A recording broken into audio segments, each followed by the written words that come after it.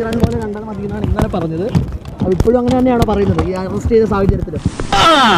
ഇനി രക്ഷപ്പെടാൻ നോക്കണ്ട, കുരുക്ക് വീണ് കഴിഞ്ഞു. എനിക്കറിയില്ല, ഞാൻ ഡ്രൈവ് ചെയ്തിട്ട് വരാം, ഞാൻ ചാനൽ കണ്ടിട്ടില്ല. കൊച്ചു കള്ള ഒന്നും അറിഞ്ഞില്ലല്ലേ. ഞാൻ ചേട്ടനെ എടുക്കാൻ വേണ്ടി വന്നതാണ്, ഇങ്ങോട്ട് വരാൻ പറഞ്ഞു വരാൻ വന്നതാണ്. ജാമ്യം കിട്ടി കഴിഞ്ഞാൽ കൊണ്ടുപോകും. ജാമ്യം കിട്ടുമെന്ന് നിങ്ങൾ പറഞ്ഞില്ലേ?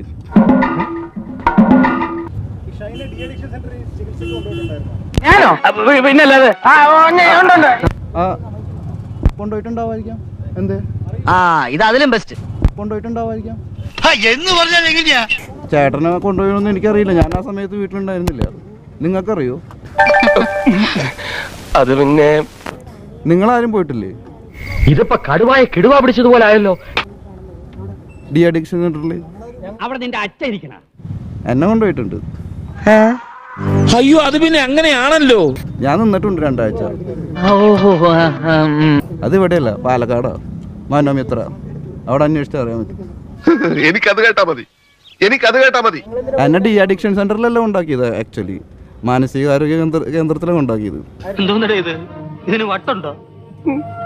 മാനസികാരോഗ്യ കേന്ദ്രത്തിലാണ് ഉണ്ടാക്കിയത് എന്നെ. ചങ്ങലക്കിട്ടിരിക്കുന്ന എവിടുന്നോ പൊട്ടിച്ചോണ്ട് വന്നതാ. സജീറുമായിട്ട് എന്തെങ്കിലും ബന്ധമുള്ളതായിട്ട് അറിയാമായിരുന്നോ? ഏത് സജീറാണ്? ഈ കച്ചവടം നടക്കൂല. വെറുപ്പിച്ച് അവരെ കൊണ്ട് തന്നെ പറയിപ്പിക്കും പൊക്കോളാൻ. എനിക്ക് ഏത് സജീറാണെന്ന് അറിയാതെ പറയാൻ പറ്റില്ല. ഫോട്ടോ ഉണ്ടോ? നമ്മളിനി എന്ത് ചെയ്യും മല്ലയ്യ? ഇതങ്ങനെ വിട്ടാ പറ്റില്ലല്ലോ. സജീർ എന്ന് പറയുന്ന ഒരാൾക്ക് 20,000 രൂപ ഷൈൻ്റെ ഫോണിൽ നിന്ന് കൊടുത്തായിട്ടൊക്കെ പോലീസ് കണ്ടെത്തിയിട്ടുണ്ടായിരുന്നു. ഞാനൊരു 5,000 രൂപ വെച്ചിട്ട് തരാറില്ല. ചോദിക്കണ്ട, ഒരു മിനിറ്റ്. നിങ്ങൾ